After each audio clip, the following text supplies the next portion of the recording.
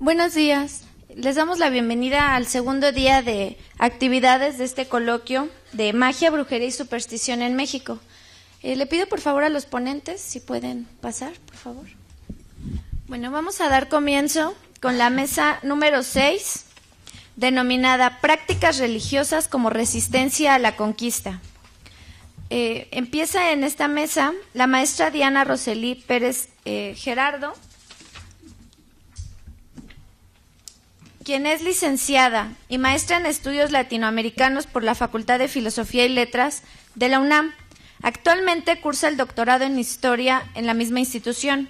Es profesora en la UAM, Campus Iztapalapa, y en la Facultad de Filosofía y Letras de la UNAM.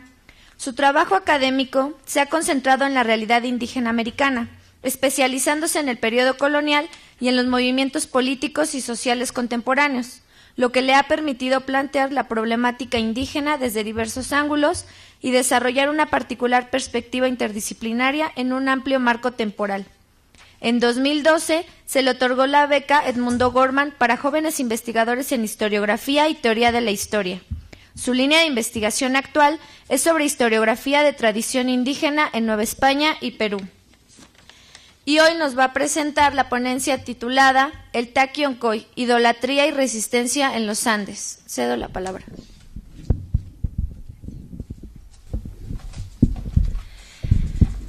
¿Qué tal? Buen día.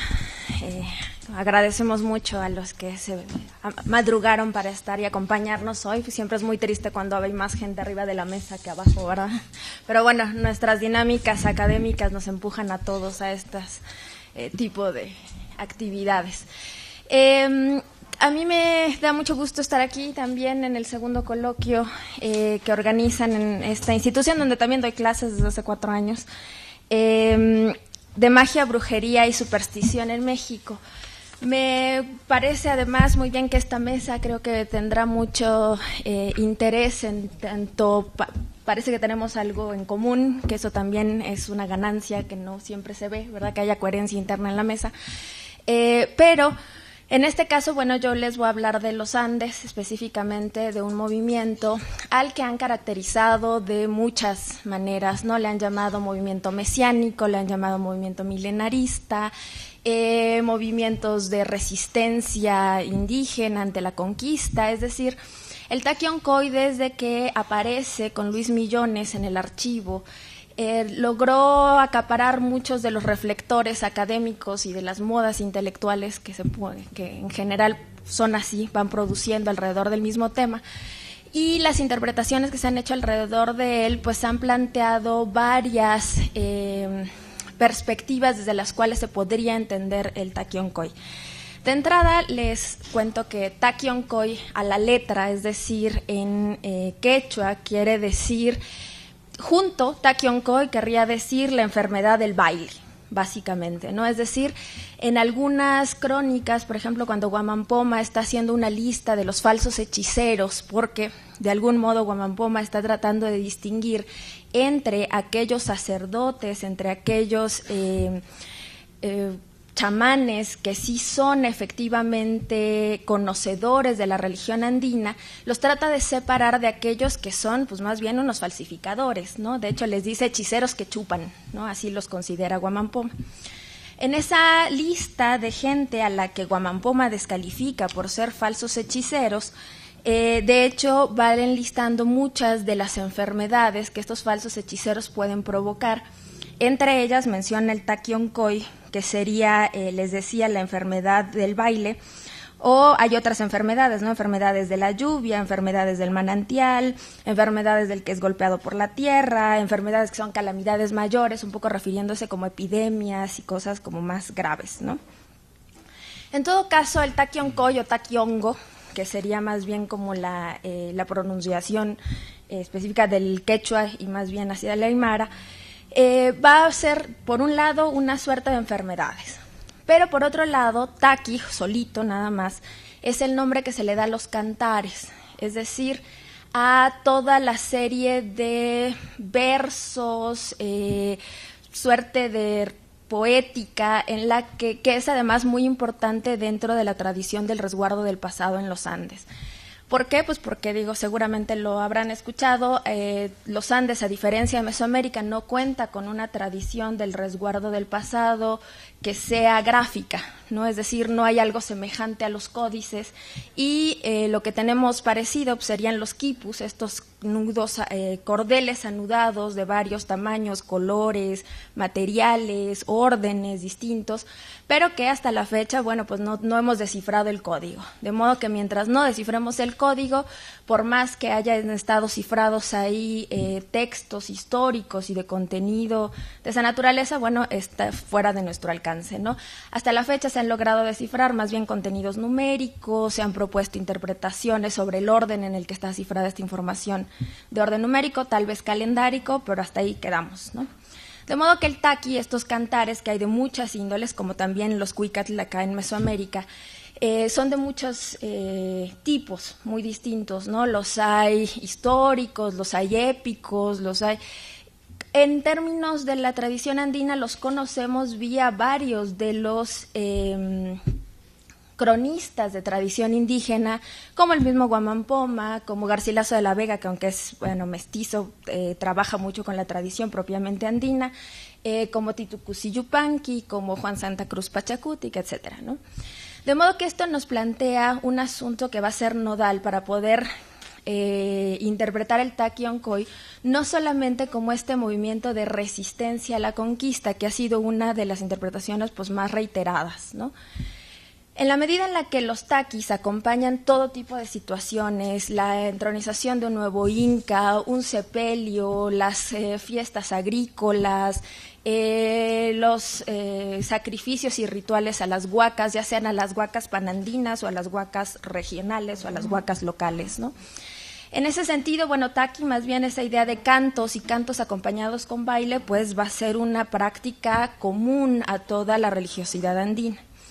Una vez que ya lo ponemos como taqui hongo, propiamente, ya cuando le ponemos hongo como enfermedad, bueno, puede ser reinterpretada desde la idea de una enfermedad, como la enunciaba Guamampoma, o ya más bien a partir de las informaciones que tenemos de Cristóbal de Albornoz y de Molina. Sí, de Cristóbal de Molina. ¿Qué pasa con ellos? El asunto con las idolatrías para los estudios coloniales es que en general se llaman idolatrías solo hasta que son perseguidas, ¿no? Es decir, requiere que un fraile, un predicador, llegue y diga, esto está mal, identificamos estas prácticas que contravienen la doctrina cristiana y entonces las perseguimos. Antes de eso no son idolatrías. Que eso es un poco lo que había pasado en ese contexto peruano, que es al que ahora me refiero. El taqui oncoy se descubre más o menos en la década de 1565. Esto es unos 30 años después del desembarco definitivo de Pizarro, ¿no? en el Perú. Una de las circunstancias particulares de la conquista peruana es que pues, los peruanos, los conquistadores, se agarraron en conflicto constante durante 30 años, ¿no? Lo cual dificultó enormemente el trabajo evangelizador de las órdenes ahí, ¿no? Los franciscanos, la verdad es que la sufren mucho, no pueden establecerse, no hacen esfuerzos comparables a la evangelización de los nobles indígenas como lo hicieron acá en la Nueva España. Y después sufren una serie de competencias con los mercedarios, con los dominicos, conflictos que también vivió la Nueva España entre las jurisdicciones y las regiones de atención de una y otra orden, a lo que además se suma mucho más temprano que en la Nueva España el conflicto entre el clero regular y el clero secular, es decir, los párrocos y los frailes, ¿no? A ello le suman a los jesuitas, que llegan tarde pero más temprano que a la Nueva España. Y entonces en ese propio conflicto es como se descubre esta idolatría. ¿Qué quiere decir? Cuando se descubre esta idolatría por Olivera, que es un párroco local, lo que él está haciendo es tratar de sobresalir en un conflicto que ya había mantenido con dominicos y jesuitas. Es decir, frente a la corona, dominicos y jesuitas están peleando por esta región donde se desarrolla el taqui oncoy, que va a ser la región de Huamanga, que actualmente la ocupa el departamento de Ayacucho, y que se va a extender el taqui oncoy no solo a la región de Ayacucho-Huamanga, sino también un poco hacia Huancavelica. esto va a ser importante no solo por el conflicto que hay entre las mismas órdenes religiosas más el clero regular con el clero secular, y en esa medida es que tanto el que lo descubre, el prior de Parinacochas, de la región de Parinacochas, pues lo que hace es decir, miren, yo sí estoy haciendo bien el trabajo, y de paso hacer una crítica pues bastante gorda, ¿no?, al trabajo evangelizador de las órdenes que habían estado en esa región. Es decir, miren cómo no han evangelizado bien. Los indios siguen haciendo esas prácticas idolátricas, siguen idolatrando a las huacas, siguen haciendo sacrificios. ¿Por qué no lo habían hecho bien? No es que no quisieran hacerlo bien, ¿no? Finalmente, los trabajos de evangelización requieren no solamente pues un seguimiento constante. En algún momento eso mismo pasó acá en la Nueva España, una crítica a la idea de que no nada más bautizándolos ya se convirtieron, ¿no? Es decir, que asuman propiamente la doctrina cristiana, pues es mucho más complicado, ¿no? Eso es por un lado, esa es una parte del contexto. La otra parte del contexto es que unos años antes, en el 60 más o menos, cuando ya está el virrey Toledo llega a poner orden, ¿no? Después de toda la guerra que hay entre los pizarros, los almagros, todo el lío que se arma entre los conquistadores, Toledo llega a poner una institucionalidad ya más o menos sólida en el Perú, ¿no? Y una de las cosas que logra hacer Toledo, que nadie había podido hacer, es de una vez y para siempre vencer la resistencia de los incas, que desde Manco Inca, que fue un inca que por un momento estuvo aliado a los españoles, pero después de una serie de abusos que cometieron los pizarros más chiquitos, los pizarros hermanos menores, contra él decide armar una resistencia, sitian el Cusco, lo tiene sitiado por varios días, hasta que finalmente es vencido, ¿no? Ante esta derrota, estos incas se van completos y huyen hacia la región de Vilcabamba, que ya más bien es ceja de selva, ¿no?, hacia las laderas orientales de los Andes. En Vilcabamba se apertrechan más o menos unos 30 años sin ninguna repercusión real sobre el orden colonial, ¿no? En ese sentido, cuando llega Toledo y logra vencer a Túpac Amaru, que es el último de estos incas de Vilcabamba, en ese momento, bueno, el orden parece institucionalizarse ahora sí en el Perú, pero justamente unos años después, más o menos en el 63, empieza a haber otra serie de conspiraciones que finalmente son delatadas por un curaca, ¿no? Un curaca indígena que delata esta conspiración. Y por la cercanía de años y por la cercanía de regiones se ha intentado decir que el Taquioncoy, este movimiento mesiánico idolátrico del baile, está relacionado con la resistencia en Vilcabamba, lo cual también es un poco difícil de constatar porque no están las redes como tales. Necesitaríamos también pensar en los mecanismos de intervención y sobre todo de interacción entre las diferentes zonas y los diferentes grupos, ¿no? Bueno, este es más o menos el contexto. Por un lado tenemos los conflictos entre los religiosos, por otro lado tenemos a Toledo tratando de poner orden, la recién lograda derrota de la resistencia inca, y finalmente tenemos también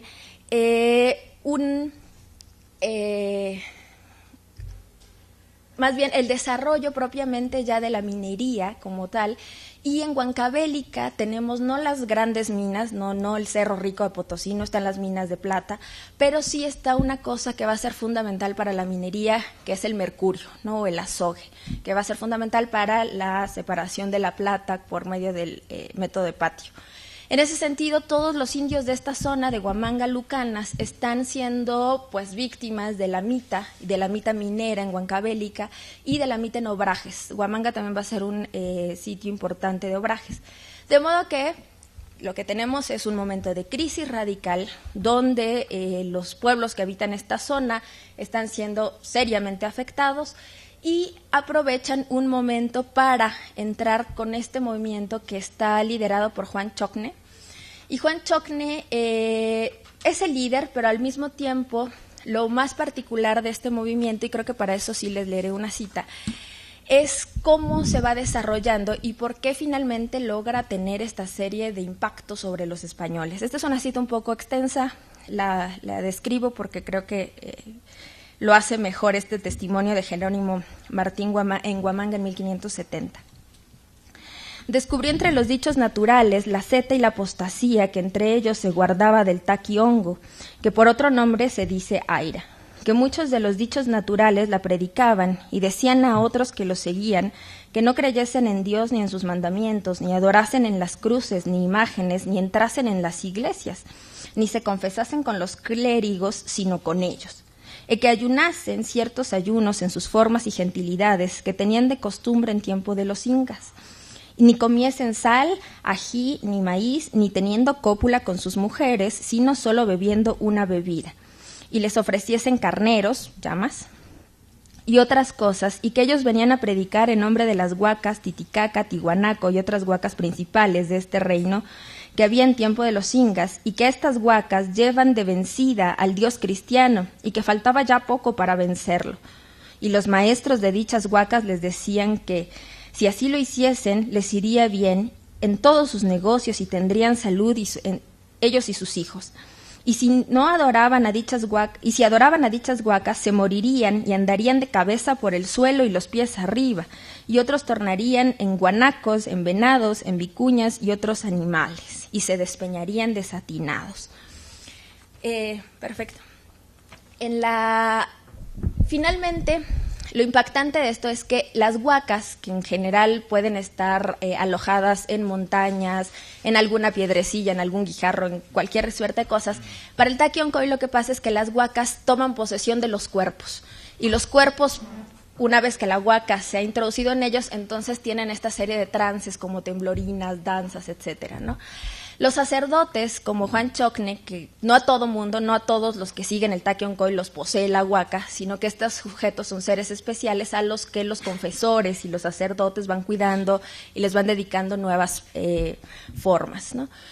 Pero el gran asunto que va a ser una de las constantes dentro de los movimientos de resistencia andinos es que el Taquión-Coy y todos sus seguidores tenían por principio evitar cualquier elemento de aculturación. Es decir, pedían que se quitaran el nombre cristiano que se les había dado, que no hablaran castellano, que no adoraran a las cruces, que no vistieran como españoles. Esto hace, por ejemplo, que los curacas no participen, ¿no? En general se trata de un movimiento solamente de indios mitayos, es decir, de los indios que trabajan. No de los curacas, porque los curacas tienen bastantes privilegios, por ejemplo, vestir como españoles, ¿no? En ese sentido, cualquiera que traicionara este principio de no aculturación, pues sería considerado no solo mal por los compañeros, sino que las mismas huacas se vengarían de ellos y los convertirían, ya ven, en llamas o guanacos o lo que sea. En todo caso, creo que, y para no quitar más tiempo, en el Taquión-Coy, y creo que esta es una de las cuestiones más de fondo que todavía quedan por discutir, que es cómo hacemos una relación, y muy a propósito del tema de esta mesa, cómo relacionamos la idea de idolatría y resistencia propiamente. Es decir, estos cultos se practicaban, ¿no? Es decir, la adoración a las huacas, los sacrificios, las ceremonias religiosas se mantenían y se mantuvieron durante mucho tiempo, sobre todo a nivel local.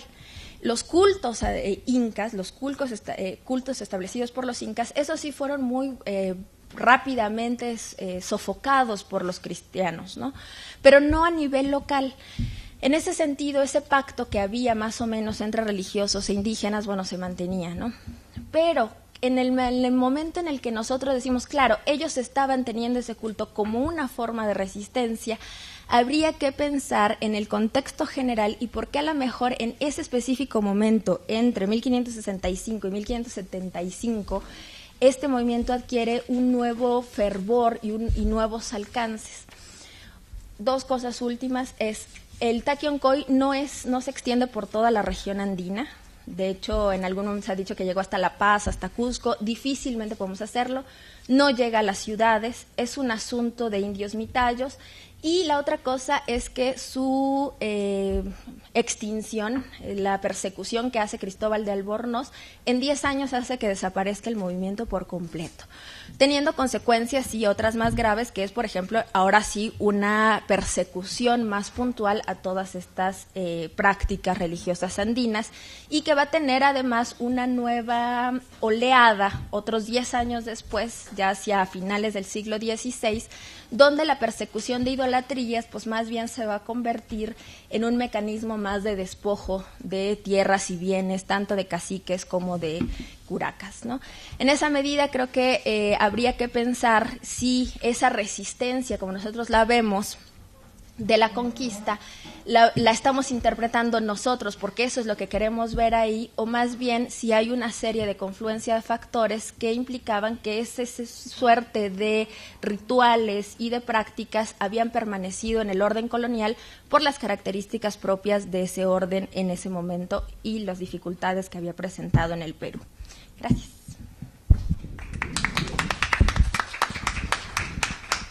Muchas gracias.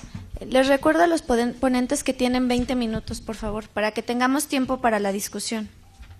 Bueno, ahora del Perú nos vamos hacia el norte, a la zona yaqui, con el licenciado Gavino Giovanni Velázquez Velázquez, quien es licenciado en Geografía por la UNAM y actualmente cursa el posgrado en la misma institución. Sus temas de interés son geografía política, modernidad, pueblos indígenas del noreste, conflictos y problemáticas en el acceso al agua. Ha participado como ponente en distintos congresos internacionales y también tiene varios capítulos en libros, por ejemplo, cito uno, Territorio en disputa, despojo capitalista, luchas en defensa de los bienes comunes, naturales y alternativas emancipatorias en América Latina. Y actualmente es colaborador de la tribu Yaqui en el proceso legal derivado por el conflicto por el agua del río Yaqui desde 2012. Y hoy nos va a hablar, su ponencia se titula Vencer al demonio, expandir territorios, hechiceros yaquis en los principios de resistencia a la conquista. ¿Qué tal? Buenos días. Yo voy a dar lectura a un texto, me voy a apoyar un poco con la presentación que está ahí en la pantalla, que más bien son citas de investigadores sobre el tema del noroeste, que, bueno, vamos a ubicarlo principalmente en lo que sería Sonora, actualmente entre lo que es la ciudad de Ciudad Obregón y la ciudad de Guaymas, ¿no? Que es donde está el territorio yaqui. Además de imágenes que, aunque no necesariamente hablan de la zona, sí ejemplifican un poco la cuestión, ¿no? Entonces, la llegada de conquistadores al Nuevo Mundo estableció las condiciones para el capital. La dominación sobre las primeras sociedades nativas dio la oportunidad para expandirse sobre territorios cada vez más distantes, entre ellos el noroeste. Las expediciones de soldados y la posterior llegada de comerciantes, mineros y misioneros construyeron una imagen apegada a una ideología para justificar un programa civilizatorio organizado por la modernidad. El desierto, como es el ambiente físico, geográfico, a lo largo de todo el Nuevo Mundo se concibió como espacio fronterizo, escenario de la expansión dominante sin restricciones, un vacío que debía llenarse donde poco valía que hubiera poblaciones, pues estas eran consideradas bárbaras. El desierto, configurado como un espacio de barbarie, tenía que ser extinguido por el proceso civilizatorio de la sociedad moderna europea. De esa forma, domesticar y controlar el espacio fue el objetivo de la estrategia en la producción de espacio-tiempo. El noroeste, como escala de análisis, se constituyó como un espacio de oportunidades, de explotación y dominación. Para los pueblos habitantes del desierto, era una extensión donde se encontraba lo necesario para vivir, una abundancia interrumpida por la presencia de los conquistadores. ¿Puedes dar a la siguiente, por favor? La presencia del extranjero español, cuya capacidad organizativa y numérica representaba ya una amenaza, se sostuvo por la movilidad constante en el territorio del noroeste, con los hombres de armas, los indios conquistados provenientes del centro, los colonos y la presencia de misiones, cuya visión ideológica sobrepasó el territorio para imponerse sobre el alma de los indios, que por razones desconocidas habían sido dominadas por los demonios. Por tanto, su misión era recuperarlas para Dios. Los hijos de San Ignacio de Loyola tuvieron presencia significativa en todo el noroeste, Nayarit, Durango, Chihuahua, Sinaloa, Sonora, Baja California y parte de Arizona. Una zona ocupada con la ayuda de ejércitos, pero sobre todo con la convicción de ganarle la guerra al demonio, sin importar si en ella perdían la vida. A través de ello, la frontera no solo era cruzada en busca de tesoros, sino se expandía al aprovecharse de la riqueza de por sí existente por la tierra y el agua. En ese sentido, las cruzadas contra el mal constituyeron el argumento válido y aceptado para desarrollar otras guerras más específicas contra un enemigo que ponía resistencia y dificultad a la expansión española en busca de esa riqueza, de las riquezas de las 7 ciudades de Cíbola y Criba. Por otro lado, esta búsqueda insertó de manera concreta poblamientos y complejos mineros capaces de existir por la sobreexplotación de los indios dominados. A diferencia de la dispersión de la población originaria y los asentamientos fugaces de dominadores, la construcción de misiones respondió a una lógica de conquista para reducir o reducir para conquistar. Estas cumplían un papel específico, constituirse como centros de civilización mediante la intervención jesuita para la organización de la conquista en colonias cristianas. ¿Puedes dar la siguiente? Los misioneros desarrollaron una actitud de eterno retorno hacia las misiones. Una vez destruidas por rebeliones, serían reconstruidas una y otra vez por la orden. Las misiones representaban alimento local, pero también mantenían las exploraciones y establecimientos lejanos. De ahí la importancia de reconstruir la misión y la esperanza de pacificar, sin exterminar a la población, quien era, antes que colonos, soldados y misioneros, la que proveía de trabajo y existencia a la misión. Con los jesuitas, las transformaciones se dieron en distintas dimensiones en la configuración del espacio-tiempo, actividades productivas y culturales principalmente. La actividad misional de los jesuitas fue el ariete que incorporó los territorios del noroeste al reino de la Nueva España. Las misiones establecidas fueron estrategias evangelizadoras para universalizar la doctrina. ¿Puedes dar la siguiente? La tutela de Dios y el rey sobre las tribus se condicionó a la sumisión que soldados, colonos y misioneros ejercieron sobre ellos. Sin embargo, los abusos físicos, las prohibiciones culturales y los castigos cuestionaron el papel de los invasores. La pérdida de libertad individual y colectiva, así como de movilidad, de propiedad y autorreproducción social, detonaron la insubordinación, la rebeldía y los constantes levantamientos armados que siguieron hasta principios del siglo XX y que en la actualidad tienen otras manifestaciones políticas. La reducción en pueblos y la noción de desierto recreó un imaginario vacío del territorio que podía ser expandible mientras los indios estuvieran bajo la administración de los misioneros. Ello permitió, por un lado, que al ser los jesuitas los primeros administradores, usufructaran el territorio adjudicándose las mejores tierras y en extensión ilimitada para la misión, y por el otro, que iniciara una colonización civil no indígena, la cual se encargaría de aprovechar todas las tierras dejadas por los indios, los cuales habían sido despojados de ellas para establecer una relación solo a partir de su trabajo como mano de obra. Sin embargo, el espacio de sus antepasados, así como las tierras ubicadas entre los ríos, el litoral costero y los destinados para la recolección, la pesca o refugio, siguió interiorizado como herencia de sus pueblos y memoria histórica y geográfica de su territorio. Resistir significa no estar de acuerdo con lo impuesto y preservar su cultura, de manera que hubo manifestaciones de rechazo, desde la salida de los pueblos de misión hasta las quejas a autoridades hispanas, así como levantamientos armados. En una primera etapa, el colectivo se manifestó en aquellos sujetos que opusieron mayor resistencia, llamados hechiceros por los misioneros, trasladando la experiencia medieval que distaba mucho de la realidad de las tribus, pues el hechicero yaqui no buscaba al demonio que no conocía, sino utilizaba los conocimientos de la naturaleza a través de una observación milenaria, que los dotaba de saberes y prácticas espaciales para la sanación, el reconocimiento de fenómenos naturales, para la guerra y para la desconfianza en el invasor.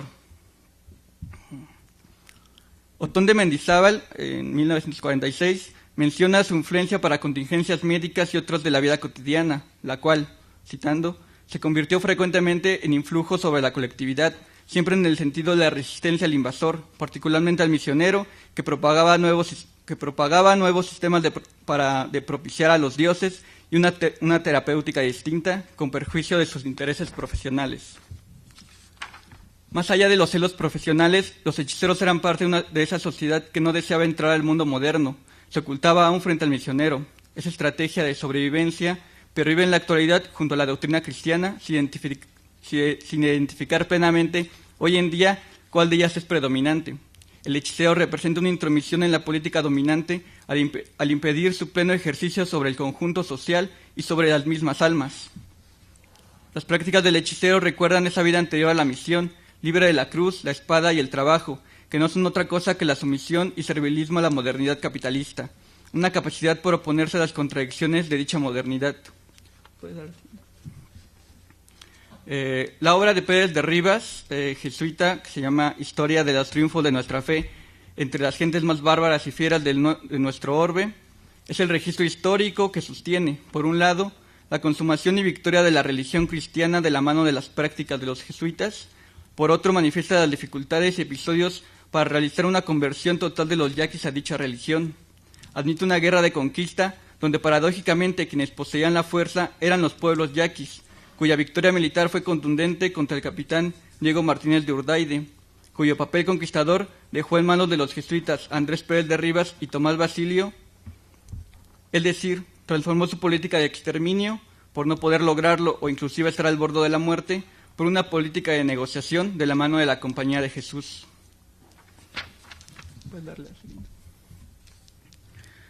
De esta manera y con esos objetivos, los misioneros entraron a predicar, ya sin la necesidad de armas ni soldados, solo con 4 indios cristianizados soaques, cuya labor fue ayudar en oficios de la iglesia. Posteriormente, los indios locales, los yaquis, transitaron a puestos de vigilancia, mantener el orden, castigar delitos menores e instruir sobre la vida civilizada. Los misioneros recibieron ayuda de los principales caciques yaquis. Sin embargo, desde la misma entrada y posteriores a sus primeros bautismos, se hallaban frente a la resistencia en la figura del hechicero y de las costumbres bárbaras que deseaban eliminar. Si bien el bautismo correspondía a la confianza por abonar cristianos a Dios, eso también los hacía encontrarse con el diablo y luchar contra él en sus manifestaciones próximas. ¿Puedes dar la siguiente?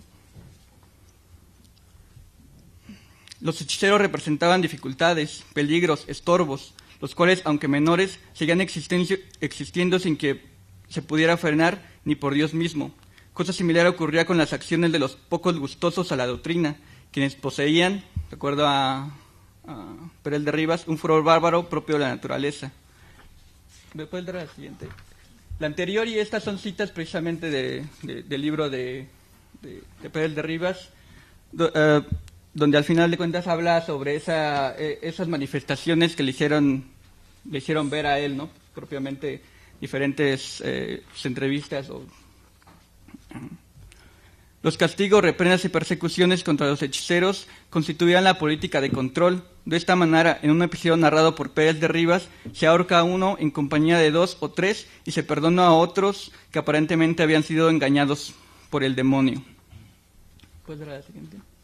Esta es igual a otra cita.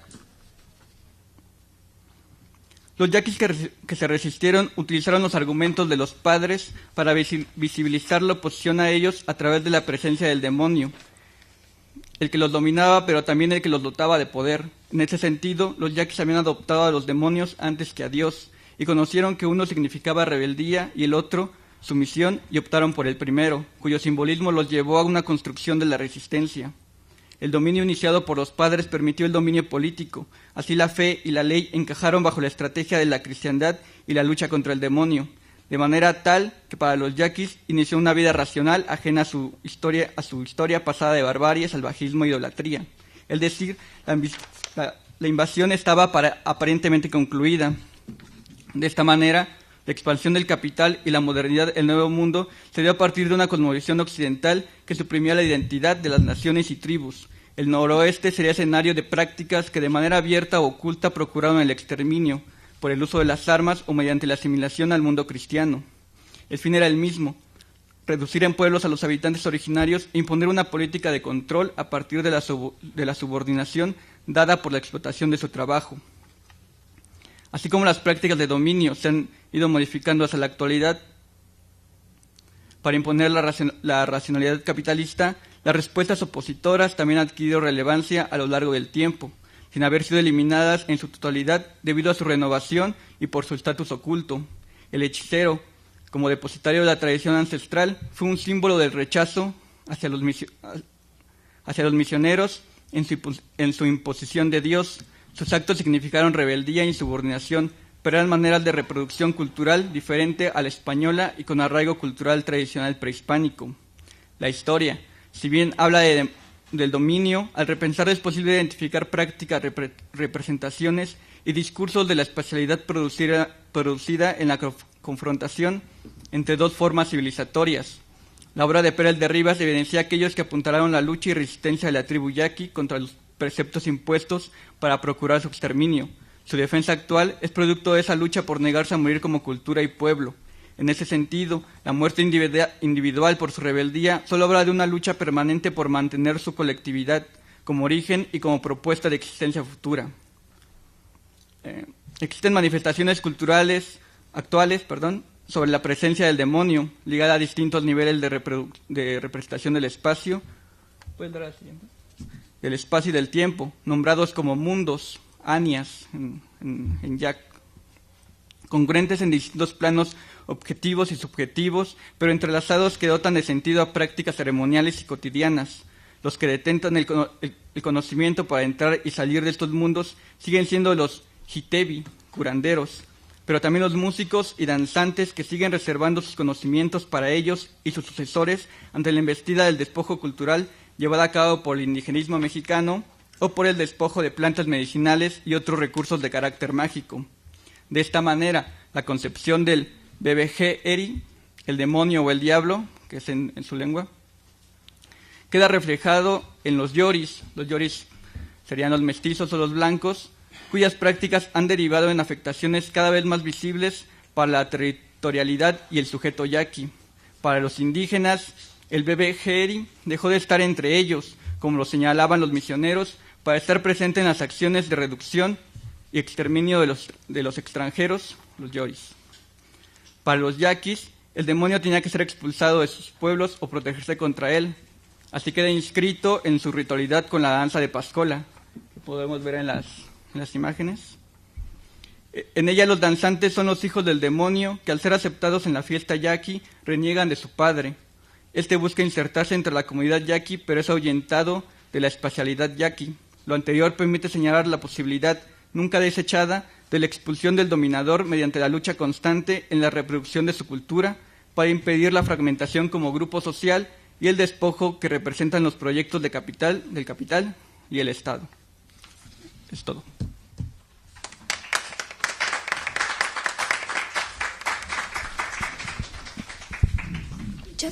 Muchas gracias.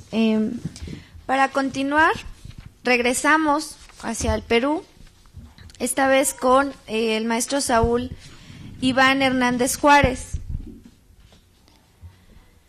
Él es maestro en Historia por el Colegio de San Luis y actualmente concluyó su doctorado en el Colegio de México. Es licenciado también en Ciencias de la Comunicación por la Universidad Autónoma de San Luis Potosí. Y bueno, su especialidad es en creación de géneros literarios y periodísticos por la Universidad Autónoma de San Luis. Su tesis de maestría tuvo que ver con los extranjeros en San Luis Potosí de 1929 a 1932 y esta investigación fue premiada con mención honorífica en 2013. También obtuvo el premio Estudiantes Ejemplares del gobierno de San Luis Potosí. Y últimamente, bueno, ha tenido una participación en 2 congresos internacionales, uno de ellos en San Salvador y el otro en la Universidad de Tulane. Su ponencia se titula «Después que entraron los cristianos en estas tierras, han cesado de hacer las cosas susodichas, sobre tumbas y sepulturas, costumbres de los incas antes de la llegada de los españoles». Le doy la palabra. Gracias, muy buenos días. Antes que nada, bueno, quiero dar las gracias a Elena y al comité dictaminador por aceptar este trabajo. En realidad, tengo que admitir que no me dedico a este tema. Este trabajo es es producto de un seminario que tomé sobre historia andina, y a partir de eso fue que empecé a tomar interés en estos temas. En realidad lo que hago yo es historia política y migratoria de México, pero bueno, este trabajo en realidad creo que personalmente me gustó y cuando supe de este coloquio quise compartirlo. Y ojalá pueda seguir en estos temas. Igual voy a dar una lectura rápida sobre este tema, sobre tumbas y sepulturas, costumbres de los incas antes de la llegada de los españoles. A manera de introducción, bueno, vamos a decir que la extirpación de idolatrías entre los indios incas fue una de las actividades más importantes llevadas a cabo en el temprano proceso de evangelización de la Iglesia Católica en el Perú. Para realizar dicha eliminación de ídolos, el clero creó a principios del siglo XVII la figura del visitador de idolatrías, cuya función estuvo dividida en un primer momento en 2 encargos, la judicial y la doctrinal. Sin embargo, antes de ser institucionalizadas las actividades de los visitadores, sus gestiones estuvieron precedidas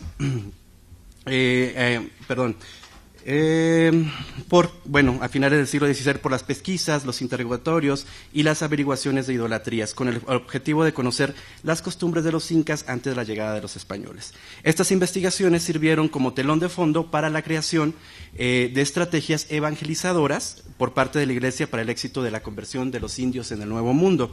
En este sentido, el trabajo aborda un estudio de caso que se presentó como el principio de una averiguación, un interrogatorio que las autoridades eclesiásticas hicieron a 4 indígenas. En este proceso se pretendía conocer las costumbres que estos tenían sobre sus ritos funerarios, tumbas, las riquezas que los incas llevaban consigo, sepulturas y politeísmo.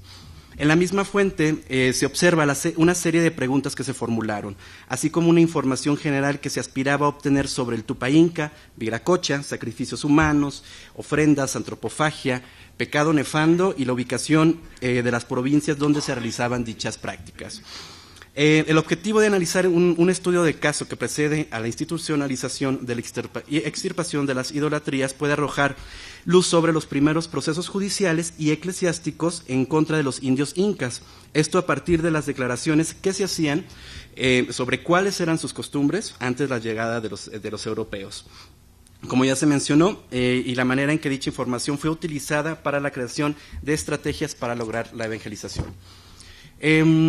La propuesta del trabajo se centra en el desarrollo de la averiguación.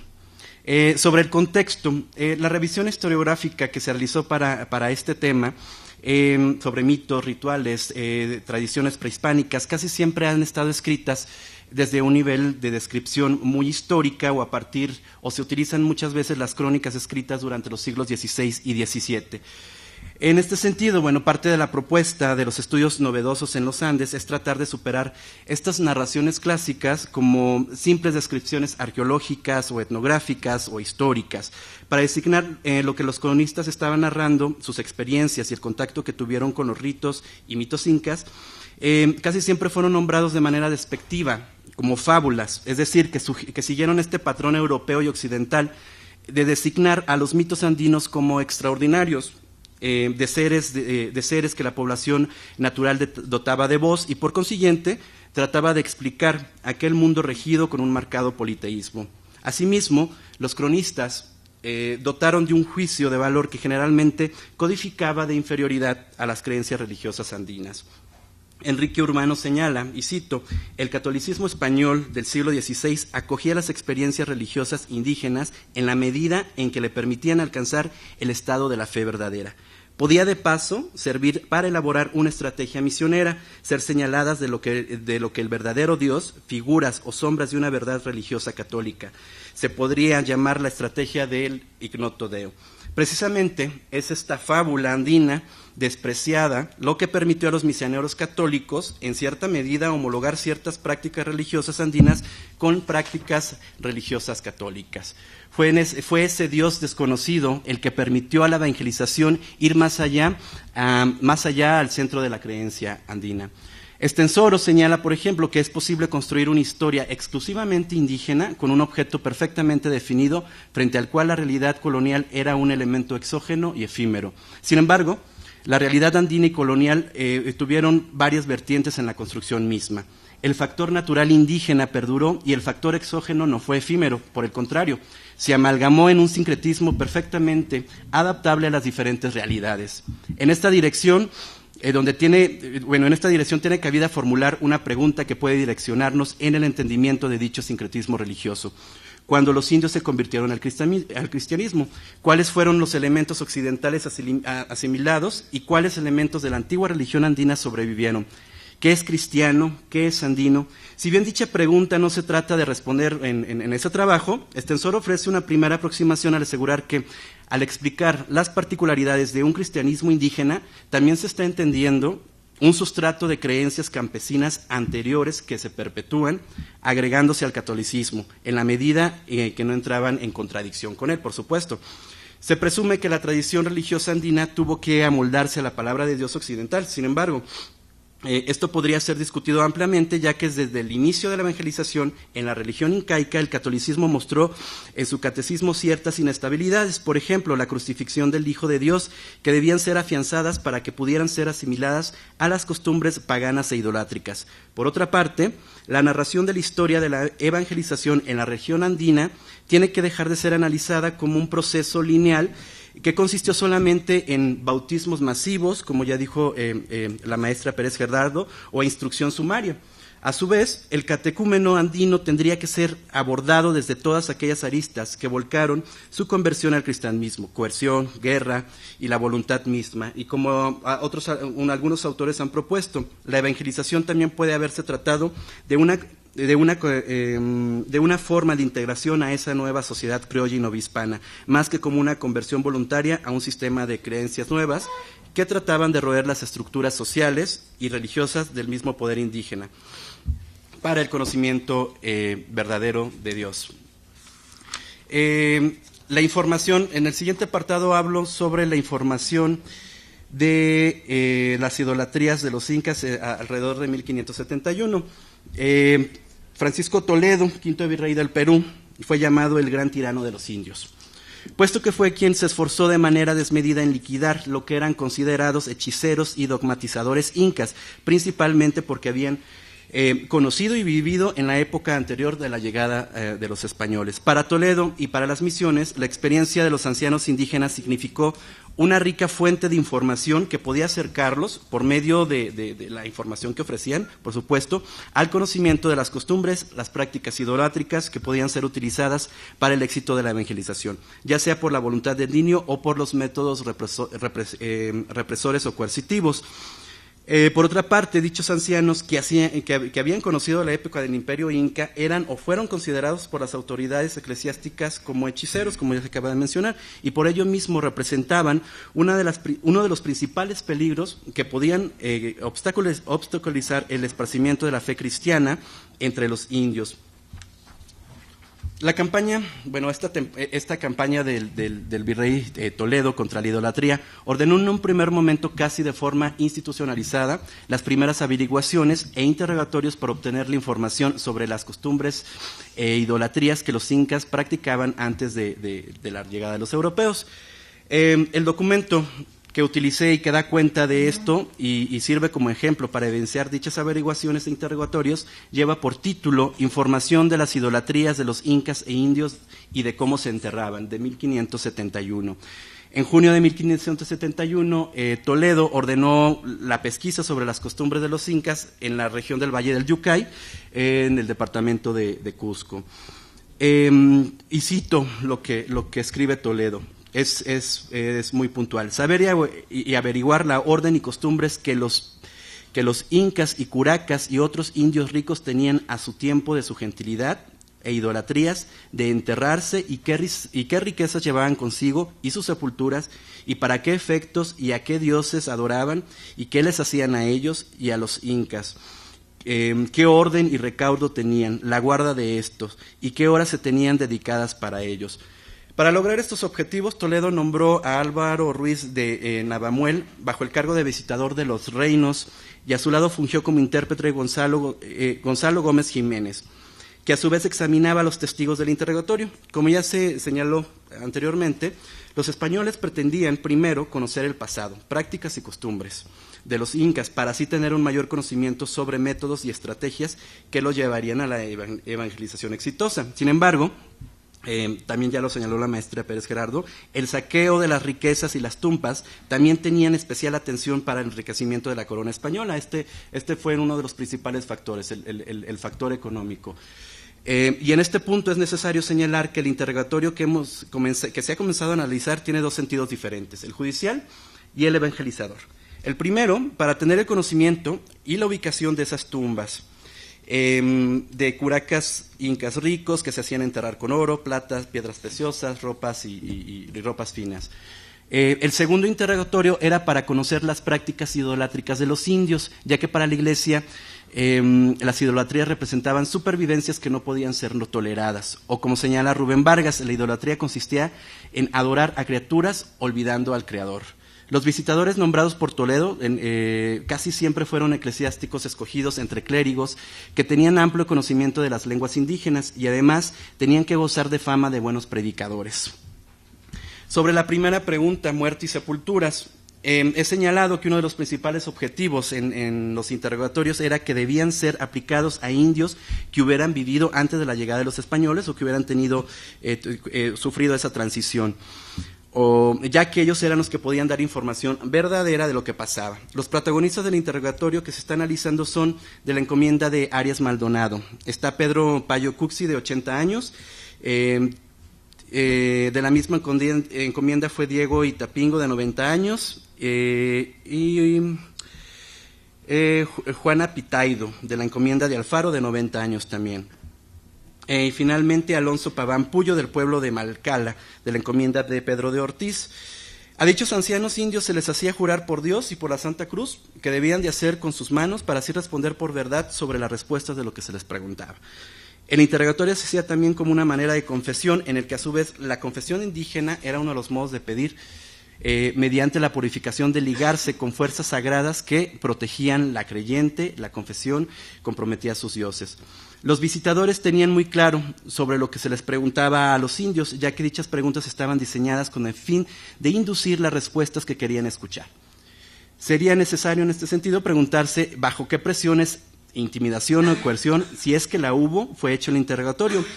La respuesta se ofrece más adelante. Sin embargo, Lorenzo Huerta dice en un primer indicio, al asegurar que los interrogatorios y confesiones de los indios casi siempre estaban diseñados de acuerdo a sus propios modelos religiosos, tratando a la vez de demostrar la disposición de los indígenas a la conversión. Las preguntas principales fueron si se sabía la ubicación de los reinos y de las sepulturas en donde se tenía por costumbre enterrar y momificar a los indios de alto rango con oro, plata, ropa suntuaria y otras cosas preciosas. También se les preguntaba si sabían en estas tumbas si también se sacrificaban mujeres y niños que acompañaban al fallecido en su regreso a la vida siguiente. ¿Y por qué? Habría que preguntarse por qué la pregunta sobre la muerte y las sepulturas tenía relevancia para las autoridades virreinales y eclesiásticas. Desde la llegada de los españoles a tierras andinas tuvieron conocimiento de los entierros y en especial el culto a los muertos que tenían los naturales. Pedro Sillesa de León, uno de los primeros cronistas, narró que en las tumbas más prestigiosas de los incas, los cadáveres no estaban cubiertos de tierra como en los de la gente común, sino colocados en bóvedas subterráneas, cuevas o torres acompañadas de atuendos, joyas, alimentos, bebidas, mujeres y servidores. También en algunos casos se les acompañaba por las esposas que eran sacrificadas para perpetuar el vínculo que se tenía con los mismos. Por otra parte, los incas rendían culto a los muertos por su directa relación que tenían con la agricultura, pues la momificación de algunos de estos tenía como significado y en sus propios términos como un árbol que se tenía que replantar o como un árbol frutal. La respuesta de uno de los indios interrogados, voy a citarla, inicial, fueron afirmativas, ya que, uno de ellos dijo: antes que en estos reinos hubiese cristianos, vieron y entendieron, y era cosa común y usada que entre los caciques y indios ricos y entre los demás que siempre mandaban que las sepulturas y partes donde se requerían enterrarse con él las propias partes de sus haciendas, tesoros, riquezas que tenían como era oro, plata, ropa rica y las cosas que entre ellos estimaban. Se pueden también, confirmar la concepción y la cosmovisión que los naturales tenían sobre la muerte antes de la llegada de los españoles. Se reafirma que dichos incas resucitarían, por eso era necesario enterrarles con sus tesoros y haciendas. En su crónica en quechua, Francisco Ávila confirmó dicha concepción de la muerte y la resurrección al narrar que los muertos regresaban a los 5 días y que eran esperados con bebidas y comidas que preparaban para celebrar el retorno.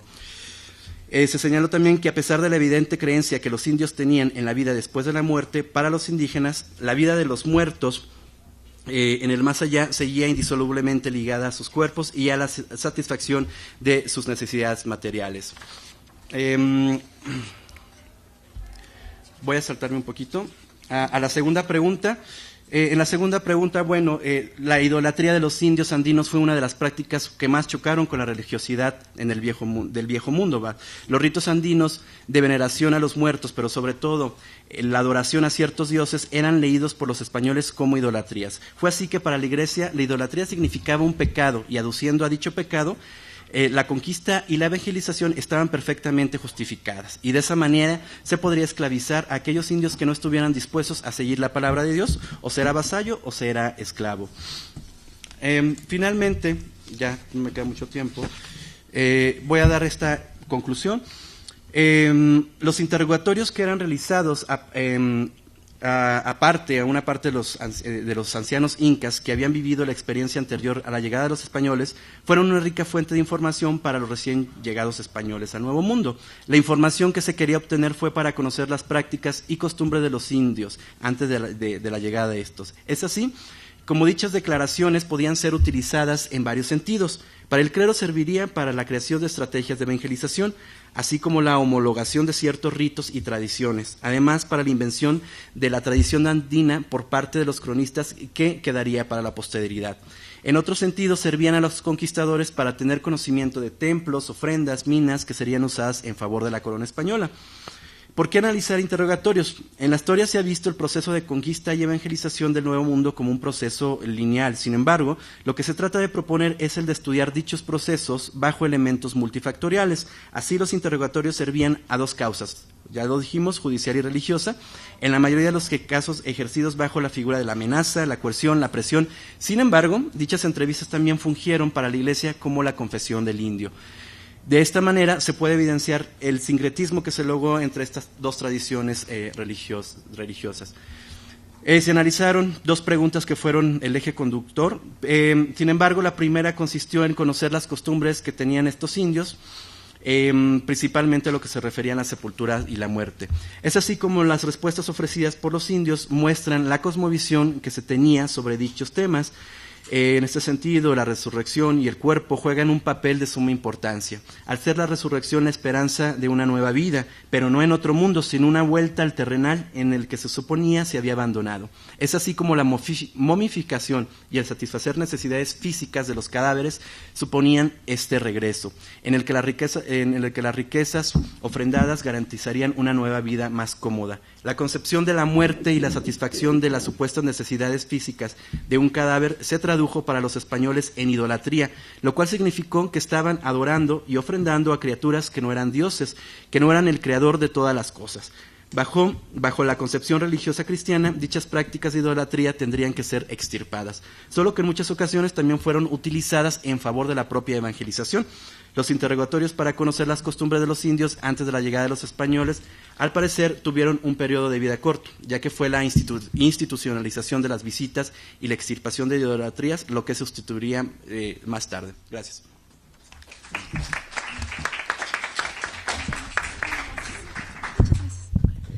Para concluir esta mesa tenemos la presentación de Pamela Farfán Osorio.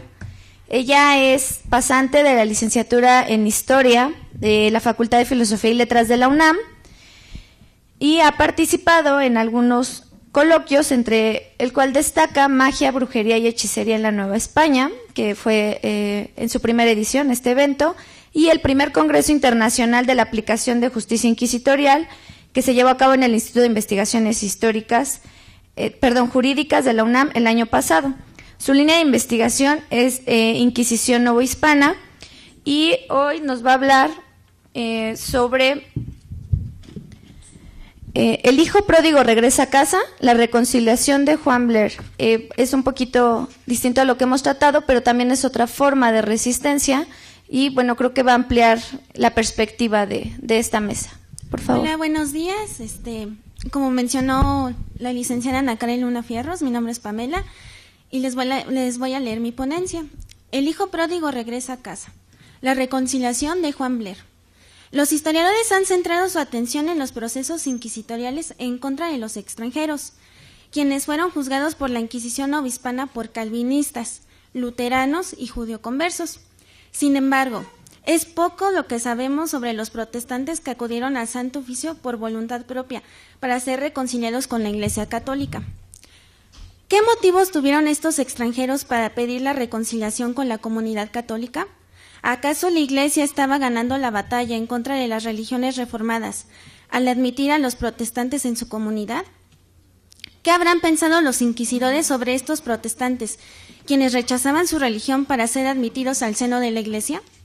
Para responder estas preguntas analizaré la reconciliación del inglés Juan Blair, quien acudió a la Inquisición de México para ser reconciliado con la comunidad católica en 1736. ¿La Iglesia ha ganado la batalla contra el protestantismo?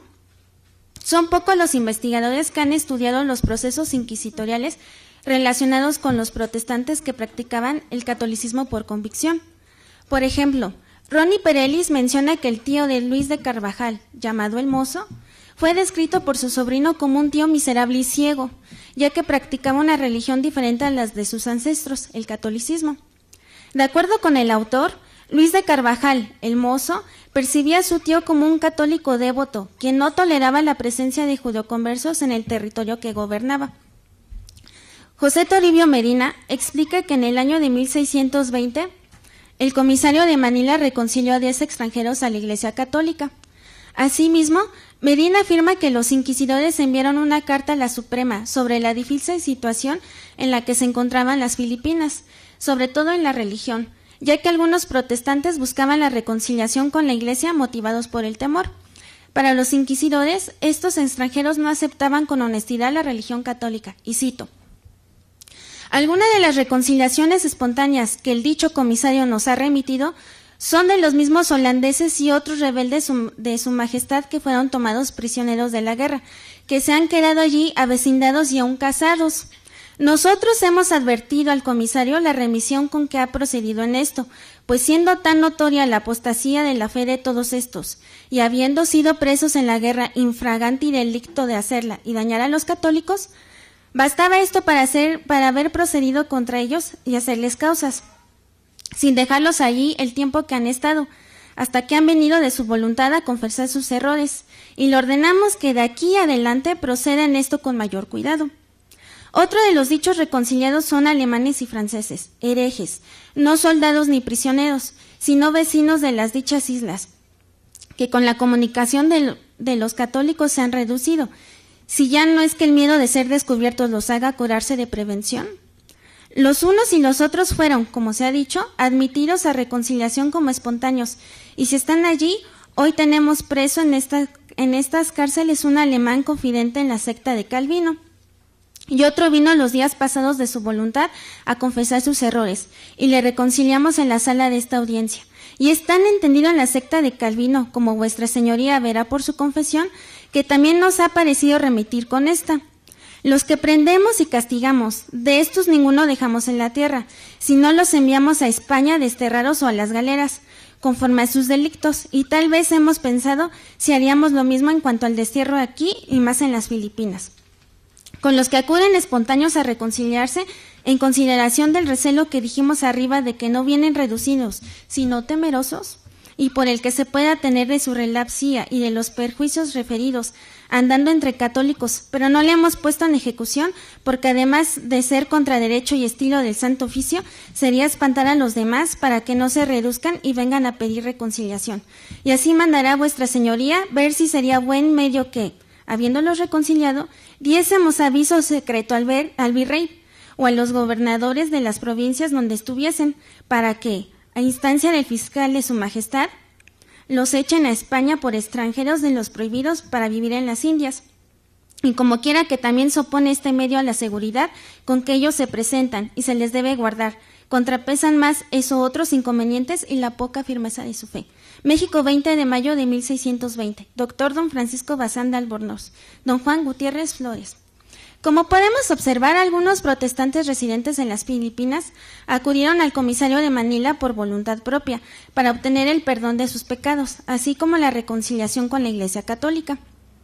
De acuerdo con la información de esta carta, al parecer, los inquisidores no estaban seguros de las acciones de estos extranjeros, debido a que la mayoría de estos individuos buscaban la reconciliación de la comunidad católica por el temor de las sentencias que pudieran dictaminar los inquisidores en su contra. En efecto, Eleonora Pollo explica que la mayoría de los extranjeros fueron procesados por la Inquisición novohispana por ser luteranos y calvinistas. La autora apoya su hipótesis a través del análisis de los procesos inquisitoriales en contra de Adrián Cornelio, Pedro y Cristóbal Miguel, quienes aseguraban ser católicos. Sin embargo, en sus conversaciones con algunos españoles, aseguraban que el catolicismo los mantenía engañados. Los inquisidores explicaron a la Suprema que algunos franceses y alemanes, al parecer, acudían con el comisario de Manila por voluntad propia, para obtener la reconciliación con la Iglesia Católica. A diferencia de los holandeses, estos extranjeros no son soldados ni prisioneros, son habitantes de algunas islas cercanas a Manila. Podemos asegurar que estos protestantes acudieron al comisario de Manila, motivados por el remordimiento de haber practicado religiones reformadas, así como el temor de la salvación de sus almas. Nunca lo sabremos, pero al parecer, a principios y mediados del siglo XVI, el pensar de los protestantes referente al catolicismo está sufriendo un cambio. Estamos frente a un acontecimiento de transición en el pensar de los extranjeros residentes en la Nueva España respecto a la religión. De acuerdo con Werner Thomas, en los años de 1599 y 1648, la monarquía permitió la convivencia entre católicos y protestantes, siempre y cuando los extranjeros practicaran su religión en privado, para evitar escandalizar con sus costumbres religiosas a la comunidad española. El historiador explica que esta tolerancia de la corona con los protestantes comenzó con el Tratado de Londres en 1604, firmada por Inglaterra y España. Este tratado originó que la mentalidad de los españoles hacia la heterodoxia cambiara, ya que se estipuló que los católicos tenían que tolerar y respetar la religión de los mercaderes y viajeros extranjeros. A su vez, los protestantes debían mostrar respeto al culto católico a cambio de no ser molestados por la Inquisición. A diferencia del siglo XVI, en el siglo XVII la relación entre protestantes y católicos residentes en las Indias Occidentales al parecer fue cordial. De acuerdo con Antonio Domínguez Ortiz, en el siglo XVII, los tratados de paz que firmó España con Inglaterra y Holanda abrieron una brecha en el cerrado clima de intransigencia religiosa. Estos tratados causaron una modificación en las medidas de los españoles respecto a los protestantes. Sin embargo, no podemos descartar que la mentalidad de los protestantes, al igual de los iberos, comenzara a cambiar respecto a la religión. Los casos inquisitoriales sobre algunos extranjeros que acudieron a la Inquisición novohispana por voluntad propia para ser admitidos a la Iglesia Católica pueden mostrarnos un cambio de actitud por parte de estos individuos respecto a la religión. Estos protestantes buscaron ser admitidos a la comunidad católica por los beneficios que podían obtener, por el temor a las represalias de las que podían ser objeto, o porque los dogmas principales del catolicismo les resultaban atractivas. El análisis del expediente inquisitorial sobre la reconciliación de Juan Blair puede ayudarnos a responder estas preguntas, así como aproximarnos a la situación que se estaba viviendo referente a los protestantes residentes en la Nueva España en el siglo XVIII.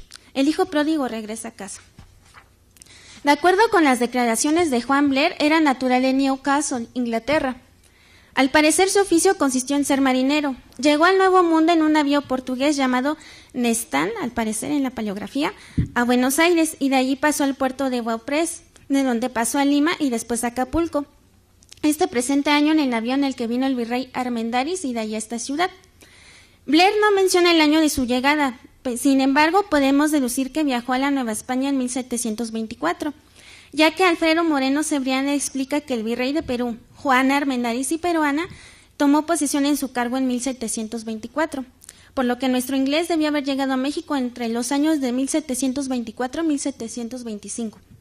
La petición de Juan Blair para ser reconciliado a la Iglesia Católica fue respaldada por la recomendación del jesuita Lamberto Hostel, ya que el religioso explicó a los inquisidores que el inglés tenía conocimientos básicos de la doctrina católica, y cito: por orden del Santo Oficio de la Inquisición en los misterios de nuestra Santa Fe, a James o Jacobo Blair, inglés de nación y de profesión luterano y presbiteriano, lo hallo suficientemente instruido en los misterios de la Sagrada Trinidad, encarnación, pasión y muerte del Hijo de Dios, en el del Sagrado Sacramento del altar y demás sacramentos de la Iglesia, en la que osa del purgatorio, indulgencias y primado del sumo pontificado, mas no en todo lo que debe saber para salvarse cualquier católico.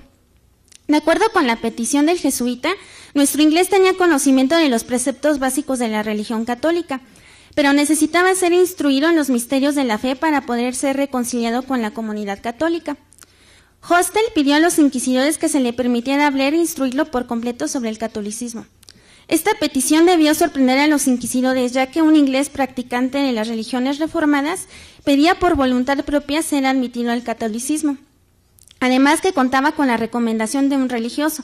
Probablemente los inquisidores debieron tener cierta desconfianza debido a que su experiencia les había mostrado que la mayoría de los extranjeros que acudían a la Inquisición para solicitar la reconciliación con la comunidad católica eran motivados por el temor de sufrir represalias en su contra, como analicé en la carta que enviaron los inquisidores en la Suprema en 1620. Sin embargo, parece ser que el caso de Blair es diferente, ya que el jesuita Lamberto Hostel fue quien pidió que nuestro inglés fuera reconciliado con la Iglesia Católica. Además, fue el intérprete que tradujo sus declaraciones a los inquisidores. Los inquisidores preguntaron a Blair cuáles fueron los motivos que tuvo para acudir al Santo Oficio, así como pedir su reconciliación con la Iglesia Católica, y cito: dijo que el principio de este deseo y persuasión de otro alguno fue habrá cosa de 8 meses en Buenos Aires, nacido de la lectura de un librito intitulado Controversias de la Fe, autor Bryan, irlandés, cuyas respuestas y razones de dicha Santa Iglesia Católica Romana le hicieron fuerza y en consecuencia donde entonces empezó a dudar y tener escrúpulo de su religión. Y a poco transcurso de tiempo y sin salir de dicho parecer, determinó abandonarla y abrazar la verdad a la que aspira, y no ha podido hasta aquí conseguir, ya por ser consistencia en los pasajes posteriores y ya porque aunque ha acudido a varias personas y con ellas al comisario de Acapulco, no tuvo asequible este consuelo por falta de autoridad para dársele y por la intransigencia de su lengua. De acuerdo con sus declaraciones, él comenzó a dudar de su religión al leer un libro titulado Controversias de la Fe. El autor que menciona Blair es desconocido, sin embargo, encontré que 2 religiosos escribieron un tratado contra el protestantismo a mediados del siglo XVI, que llevan por título Controversias contra la Fe. El franciscano San Francisco de Sales redactó una serie de sermones que fueron recopiladas en 1628, las cuales fueron llamadas controversias. De acuerdo con Samuel Miranda, el jesuita San Roberto Bellarmino escribió 4 volúmenes llamados Discusiones sobre los puntos controvertidos, mejor conocidos como las controversias, donde el religioso reflexiona sobre los errores doctrinales de las religiones protestantes. Miranda explica que este libro tuvo 30 ediciones en 20 años. ¿Puede ser que el libro que leyó Blair haya sido alguno de estos 2 tratados escritos por Sales o Bellarmino? Es una pregunta difícil de responder, pero si tomamos en cuenta que ambos religiosos escribieron sus tratados en contra de las religiones reformadas a mediados del siglo XVII, es probable que nuestro inglés haya tenido acceso a alguno de estos 2 escritos, pero no sabemos cuál de las 2. Es complicado precisar cuál de estos 2 libros leyó. Nunca sabremos si Blair tuvo conocimiento sobre alguno de estos 2 tratados, pero es posible que nuestro inglés haya leído las controversias de San Roberto Bellarmino o de Francisco de Sales. Los inquisidores preguntaron a nuestro inglés por los delitos que había cometido antes de su conversión al catolicismo, y cito: dijo que él ha sido de la secta de los presbiterianos, discípulos de los luteranos, quienes reconocen solo 2 sacramentos que son el bautismo y la Eucaristía.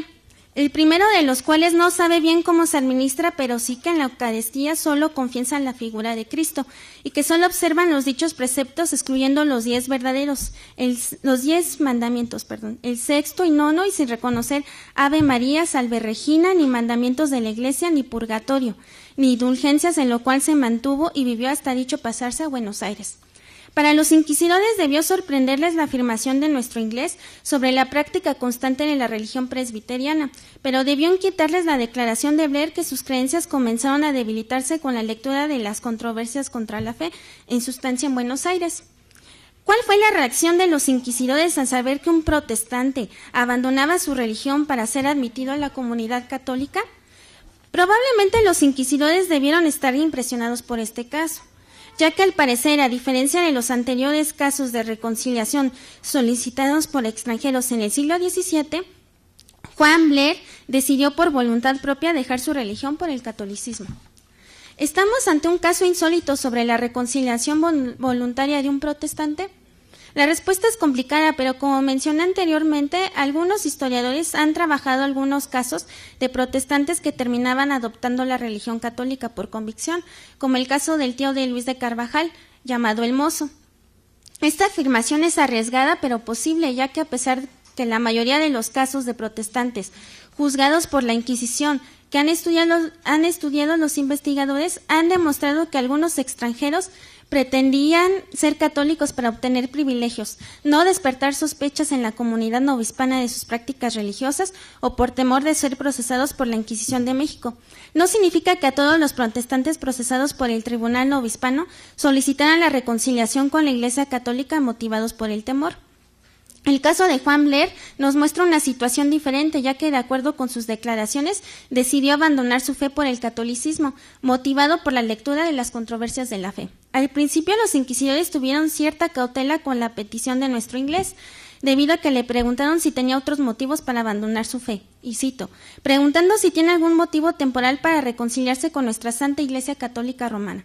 Dijo que no, pues solo ha tenido y tiene el de salvarse leyendo firmemente, solo con ella puedo conseguirlo, y por consiguiente que detesta y aborrece la referida presbiteriana en que se crió y vivió. Preguntando si conoce algunos herejes mahometanos o de otra secta en este reino y si con ellos ha tenido comunicación, dijo que no conoce a ninguno ni se le ocurre otra cosa que decir en descargo de su conciencia, y que lo que él ha dicho es la verdad, su cargo le resumen fecho en que se afirmó y ratificó con dichos padres. Al parecer, las declaraciones de nuestro inglés debió sorprender a los inquisidores, debido a que en el interrogatorio insistió que su motivación para convertirse al catolicismo fue motivada por la lectura que mencioné anteriormente. Los inquisidores debieron sorprenderse que un protestante acudiera a la Inquisición por voluntad propia para ser admitido a la Iglesia Católica abandonando su fe. El caso de Juan Blair es similar a los casos que estudió Stuart Schatz, aunque el objeto de estudio del autor está enfocado en los procesos inquisitoriales en contra de algunos españoles que aseguraban que las religiones reformadas eran válidas al igual que el catolicismo. Se podría pensar que los casos que estudió Schwartz están muy alejados al caso de Blair. Sin embargo, su caso es similar debido a que, al igual que estos íberos, nuestro inglés sabía leer y probablemente escribir y viajó por distintos lugares del mundo. Y cito, puede decir que se crió, el mapa está ahí, ¿verdad? Puede decir que se crió en dicho inteligible de su naturaleza y en casa de sus padres Gilberto Bless y Bárbara Gerson, naturales de Escocia. Hasta edad de 12 años, de donde pasó a Londres, como les muestro en el mapa, por favor, y se mantuvo más de 11 o 12 años, de ahí pasó a Ginebra, donde estuvo como 6 o 7 meses, después a Lisboa, donde perseveró como 2 meses, de allí a Génova, donde estaría más de 1 mes, y de allí a Liorna. Allí estuvo como 12 días, de donde pasó a Trapani en Sicilia, de allí a Venecia, donde estuvo como 50 días, y desde allí a la isla de Safo, donde pasó a Bristol en Inglaterra. Y después pasó a Londres, de allí a Lisboa, de donde hizo varios viajes a Ginebra, volvió a Lisboa, desde donde pasó a Buenos Aires. Preguntando si en estos viajes y puertos de cristianos ha referido o ha hecho alguna de las observancias de dicha su secta. Dijo que en todas partes vivió en ella, hasta el referido de Buenos Aires, desde donde dichos escrúpulos vivió en su deseo en dicha religión católica romana. Bueno, para terminar, sí se le dio la reconciliación a Juan Blair, sí se le admitió, pero desgraciadamente ya no encontré más información de él, qué pasó, si de verdad sí era su motivo de reconciliación, si lo mandaron a algún convento, no sé mucho de él. Y creo que estos casos de reconciliados serían interesantes de analizar. Y no es el único que hay. Bueno, para el siglo XVIII también hay unos como 10 casos de reconciliados en Manila, pero es a finales del siglo XVII. Entonces sería interesante analizar todos estos procesos para ver qué está pasando en esta época, ¿no? Para ver si realmente estos protestantes realmente estaban motivados por la atracción de la religión católica o si realmente tenían otros motivos. Gracias por su atención.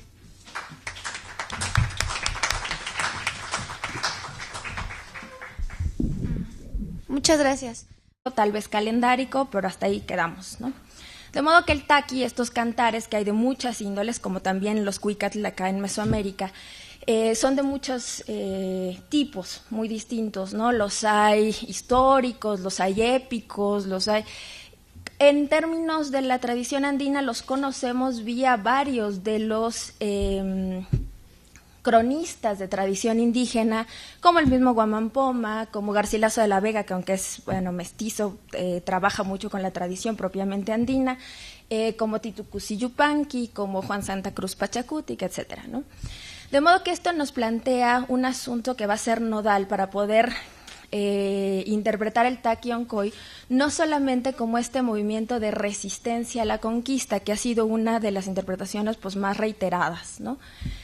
En la medida en la que los taquis acompañan todo tipo de situaciones, la entronización de un nuevo inca, un sepelio, las fiestas agrícolas, los sacrificios y rituales a las huacas, ya sean a las huacas panandinas o a las huacas regionales o a las huacas locales, ¿no? En ese sentido, bueno, taqui, más bien esa idea de cantos y cantos acompañados con baile, pues va a ser una práctica común a toda la religiosidad andina. Una vez que ya lo ponemos como taqui hongo, propiamente, ya cuando le ponemos hongo como enfermedad, bueno, puede ser reinterpretada desde la idea de una enfermedad, como la enunciaba Guamampoma, o ya más bien a partir de las informaciones que tenemos de Cristóbal de Albornoz y de Molina. Sí, de Cristóbal de Molina. ¿Qué pasa con ellos? El asunto con las idolatrías para los estudios coloniales es que en general se llaman idolatrías solo hasta que son perseguidas, ¿no? Es decir, requiere que un fraile, un predicador, llegue y diga, esto está mal, identificamos estas prácticas que contravienen la doctrina cristiana y entonces las perseguimos. Antes de eso no son idolatrías. Que eso es un poco lo que había pasado en ese contexto peruano, que es al que ahora me refiero. El Taquiñuecoy se descubre más o menos en la década de 1565. Esto es unos 30 años después del desembarco definitivo de Pizarro, ¿no? en el Perú. Una de las circunstancias particulares de la conquista peruana es que pues, los peruanos, los conquistadores, se agarraron en conflicto constante durante 30 años, ¿no? Lo cual dificultó enormemente el trabajo evangelizador de las órdenes ahí, ¿no? Los franciscanos, la verdad es que la sufren mucho, no pueden establecerse, no hacen esfuerzos comparables a la evangelización de los nobles indígenas como lo hicieron acá en la Nueva España. Y después sufren una serie de competencias con los mercedarios, con los dominicos, conflictos que también vivió la Nueva España entre las jurisdicciones y las regiones de atención de una y otra orden, a lo que además se suma, mucho más temprano que en la Nueva España, el conflicto entre el clero regular y el clero secular, es decir, los párrocos y los frailes, ¿no? A ello le suman a los jesuitas, que llegan tarde pero más temprano que a la Nueva España. Y entonces en ese propio conflicto es como se descubre esta idolatría. ¿Qué quiere decir? Cuando se descubre esta idolatría por Olivera, que es un párroco local, lo que él está haciendo es tratar de sobresalir en un conflicto que ya había mantenido con dominicos y jesuitas. Es decir, frente a la corona, dominicos y jesuitas están peleando por esta región donde se desarrolla el Taquiñuecoy, que va a ser la región de Huamanga, que actualmente la ocupa el departamento de Ayacucho, y que se va a extender el Taquiñuecoy no solo a la región de Ayacucho-Huamanga, sino también un poco hacia Huancavelica. Esto va a ser importante no solo por el conflicto que hay entre las mismas órdenes religiosas, más el clero regular con el clero secular, y en esa medida es que tanto el que lo descubre, el prior de Parinacochas, de la región de Parinacochas, pues lo que hace es decir, miren, yo sí estoy haciendo bien el trabajo, y de paso hacer una crítica pues bastante gorda, ¿no?, al trabajo evangelizador de las órdenes que habían estado en esa región. Es decir, miren cómo no han evangelizado bien. Los indios siguen haciendo esas prácticas idolátricas, siguen idolatrando a las huacas, siguen haciendo sacrificios. ¿Por qué no lo habían hecho bien? No es que no quisieran hacerlo bien, ¿no? Finalmente, los trabajos de evangelización requieren no solamente pues un seguimiento constante. En algún momento eso mismo pasó acá en la Nueva España, una crítica a la idea de que no nada más bautizándolos ya se convirtieron, ¿no? Es decir, que asuman propiamente la doctrina cristiana, pues es mucho más complicado, ¿no? Eso es por un lado, esa es una parte del contexto. La otra parte del contexto es que unos años antes, en el 60 más o menos, cuando ya está el virrey Toledo llega a poner orden, ¿no? Después de toda la guerra que hay entre los pizarros, los almagros, todo el lío que se arma entre los conquistadores, Toledo llega a poner una institucionalidad ya más o menos sólida en el Perú, ¿no? Y una de las cosas que logra hacer Toledo, que nadie había podido hacer, es de una vez y para siempre vencer la resistencia de los incas, que desde Manco Inca, que fue un inca que por un momento estuvo aliado a los españoles, pero después de una serie de abusos que cometieron los pizarros más chiquitos, los pizarros hermanos menores, contra él decide armar una resistencia, sitian el Cusco, lo tiene sitiado por varios días, hasta que finalmente es vencido, ¿no? Ante esta derrota, estos incas se van completos y huyen hacia la región de Vilcabamba, que ya más bien es ceja de selva, ¿no? Hacia las laderas orientales de los Andes. En Vilcabamba se apertrechan más o menos unos 30 años sin ninguna repercusión real sobre el orden colonial, ¿no? En ese sentido, cuando llega a Toledo y logra vencer a Túpac Amaru, que es el último de estos incas de Vilcabamba, en ese momento, bueno, el orden parece institucionalizarse ahora sí en el Perú, pero justamente unos años después, más o menos en el 63, empieza a haber otra serie de conspiraciones que finalmente son delatadas por un curaca, ¿no? Un curaca indígena que delata esta conspiración. Y por la cercanía de años y por la cercanía de regiones se ha intentado decir que el Taquiongói, este movimiento mesiánico idolátrico del baile, está relacionado con la resistencia en Vilcabamba, lo cual también es un poco difícil de constatar porque no están las redes como tales. Necesitaríamos también pensar en los mecanismos de intervención y sobre todo de interacción entre las diferentes zonas y los diferentes grupos, ¿no? Bueno, este es más o menos el contexto. Por un lado tenemos los conflictos entre los religiosos, por otro lado tenemos a Toledo tratando de poner orden, la recién lograda derrota de la resistencia inca, y finalmente tenemos también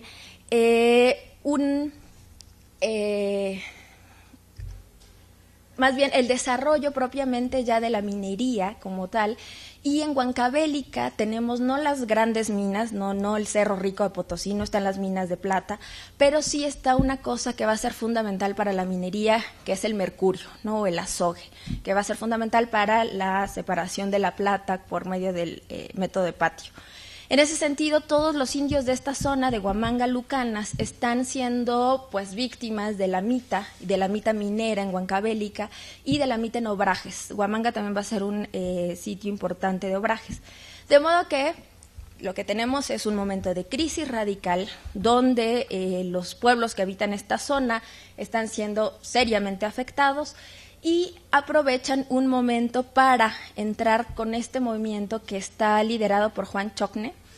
Y Juan Chocne es el líder, pero al mismo tiempo lo más particular de este movimiento, y creo que para eso sí les leeré una cita, es cómo se va desarrollando y por qué finalmente logra tener esta serie de impactos sobre los españoles. Esta es una cita un poco extensa, la describo porque creo que lo hace.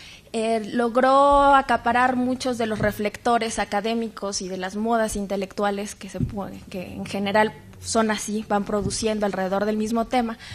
Y las interpretaciones que se han hecho alrededor de él pues han planteado varias perspectivas desde las cuales se podría entender el Taquiongói.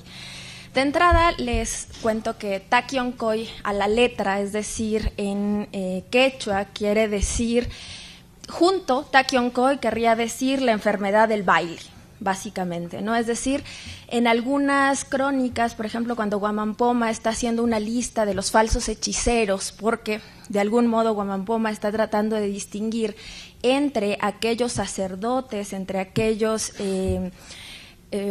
chamanes que sí son efectivamente conocedores de la religión andina, los trata de separar de aquellos que son pues más bien unos falsificadores, ¿no? De hecho les dice hechiceros que chupan, ¿no? Así los considera Guamampoma. En esa lista de gente a la que Guamampoma descalifica por ser falsos hechiceros, de hecho van enlistando muchas de las enfermedades que estos falsos hechiceros pueden provocar. Entre ellas menciona el Taquiongói, que sería, les decía, la enfermedad del baile, o hay otras enfermedades, ¿no? Enfermedades de la lluvia, enfermedades del manantial, enfermedades del que es golpeado por la tierra, enfermedades que son calamidades mayores, un poco refiriéndose como epidemias y cosas como más graves, ¿no?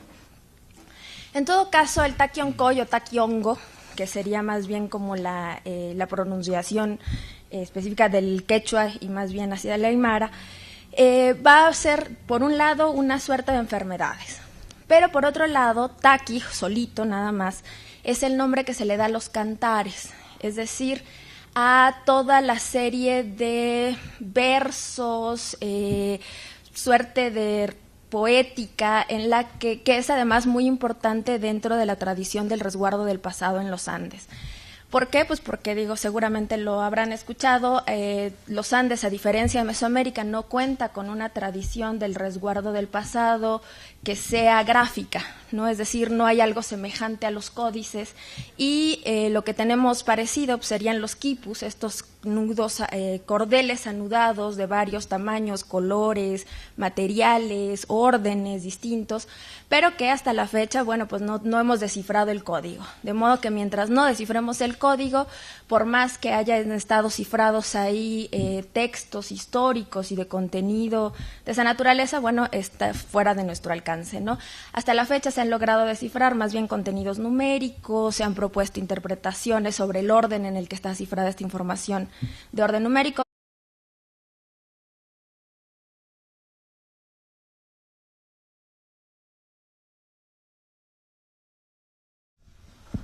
Buenos días. Les damos la bienvenida al segundo día de actividades de este coloquio de magia, brujería y superstición en México. Le pido por favor a los ponentes si pueden pasar, por favor.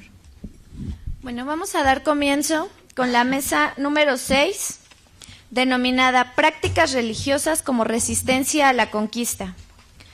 Empieza en esta mesa la maestra Diana Roselí Pérez Gerardo, quien es licenciada y maestra en estudios latinoamericanos por la Facultad de Filosofía y Letras de la UNAM. Actualmente cursa el doctorado en Historia en la misma institución. Es profesora en la UAM, Campus Iztapalapa, y en la Facultad de Filosofía y Letras de la UNAM. Su trabajo académico se ha concentrado en la realidad indígena americana, especializándose en el periodo colonial y en los movimientos políticos y sociales contemporáneos, lo que le ha permitido plantear la problemática indígena desde diversos ángulos y desarrollar una particular perspectiva interdisciplinaria en un amplio marco temporal.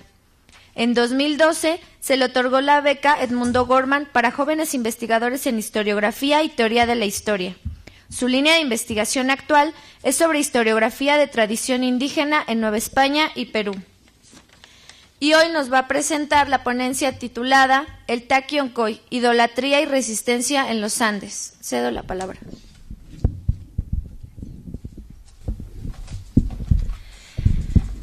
¿Qué tal? Buen día. Agradecemos mucho a los que se madrugaron para estar y acompañarnos hoy. Siempre es muy triste cuando hay más gente arriba de la mesa que abajo, ¿verdad? Pero bueno, nuestras dinámicas académicas nos empujan a todos a estas tipo de actividades. A mí me da mucho gusto estar aquí también en el segundo coloquio que organizan en esta institución, donde también doy clases desde hace 4 años, de magia, brujería y superstición en México.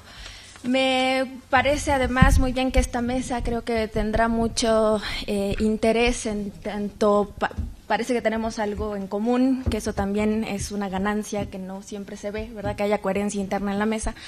Pero en este caso, bueno, yo les voy a hablar de los Andes, específicamente de un movimiento al que han caracterizado de muchas maneras, ¿no? Le han llamado movimiento mesiánico, le han llamado movimiento milenarista, movimientos de resistencia indígena ante la conquista, es decir, el Taqui Oncoy, desde que aparece con Luis Millones en el archivo